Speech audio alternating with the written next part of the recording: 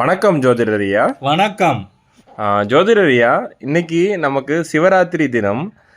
சிவராத்திரி வந்து நம்ம கோயம்புத்தூரில் இருக்க யோகி ஈசா மையத்துலேயும் ரொம்ப பிரபலமாக இருக்கும்னு கேள்விப்பட்டிருக்கேன். இந்த சிவராத்திரி பற்றி கொஞ்சம் சொல்கிறீங்களா? சிவராத்திரினா என்னன்னு நம்ம பக்தர்கள் எல்லாம் தெரிஞ்சுக்கிறதுக்காக. ஆமாம், நம்ம பக்தர்கள் எல்லாம் ரொம்ப ஆர்வமாக இருப்பாங்க.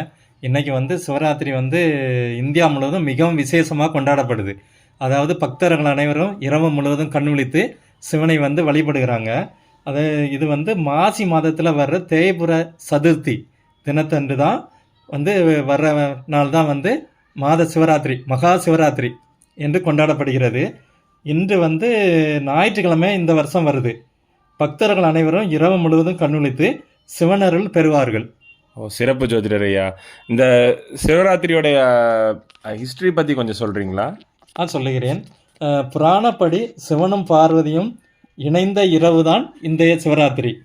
அடுத்தது வந்து சிவன் ஆலயத்தில் ஆழகால விஷத்தை வந்து பார்க்கடல் தேவர்களும் அசுரர்களும் கரையும் போது ஆழகால விஷம் உண்டாகிறது. அந்த விஷத்தை வந்து சிவன் வந்து தன் கையால் வாங்கி அப்படியே அவர் வந்து குடித்து விட்டார். அதை பார்வதியை வந்து அவருடைய கழுத்தில் அமைக்கி அது நீலகண்டனி அவர் பெயர் பெறாரு. அந்த ஆழகால விஷத்தை உண்டு உலகத்தை காத்த நாள் இந்த சிவராத்திரி அன்றைக்கு தான். அதே மாதிரி ஒரு முறை சிவனும் பிரம்மனும் வந்து சிவன் பிரம்மன் விஷ்ணு 3 பேருக்கும் யார் பெரியவங்கன்னு போட்டி வந்துச்சு. அப்போ பிரம்மா வந்து சிவன் வந்து பெரிய ஜோதி வடிவமாக தீப்பிளம்பா தோன்றாரு.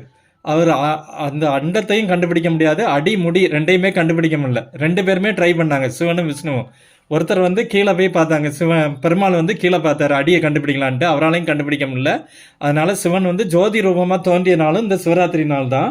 அடுத்தபடியாக வந்து இன்னும் புராணத்தில் சில கதையும் சொல்கிறாங்க. சிவன் பார்வதியோட திருமண நாளும் இன்றைய நாள் தான் சொல்கிறாங்க.